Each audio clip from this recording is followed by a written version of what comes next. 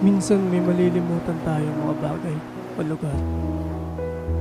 Minsan may bagay tayong hindi natin nakakalain na sa layon ng ating nilalakbay ay may nakakaligtaan tayong minsan tao, lugar o bagay na minsan nagbigay sa atin ng kasiyahan o minsan naging parte na rin nating buhay. Sa banayad na daloy ng alon ay maaalala mo ang kahapon na nagsasaad kung paano ka minsan nawala ng problema. Isang lugar na minsan nakaligtaan, pero isa sa dahilan kung bakit minsan sa buhay mo nakaramdam ka ng kasiyahan.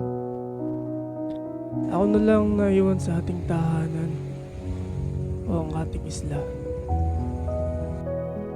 Di ko akalain na paglakad ko sa aking buhay, dito ako dinala ng aking mga paa sa pagtaka sa problema. Pero masakit lang na isipin na wala na kayo rito sa ating isla.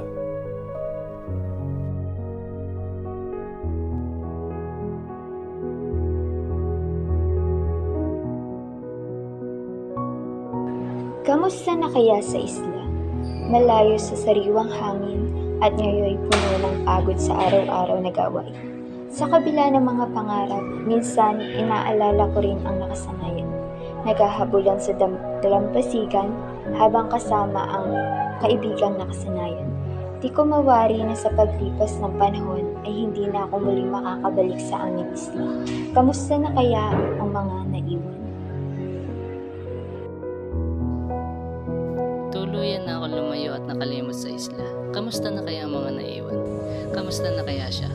Minsan ang paglayo ay hindi pag-iwan. Marahil masakit pero kundi pagharap lamang sa katotohanan. Na hindi habang buhay sa mga nakasanayan tayo kakapit. Kahit saan man ako dali ng aking mga paa, ang puso ko, oo doon pa rin sa mga bawat alaala ng tahanan at kaibigan. At kahit malayo, alam kong may dalampasigang payapa at kalma ang naghihintay sa akin sa isla. Pinumulton ako ng damdamin ko, ng damdamin ko. Hindi mo ba kalimusanin?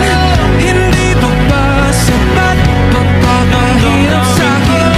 Hindi na ba mamayabang? Hindi na ba mamayabang na makalaya? Di nadalo mo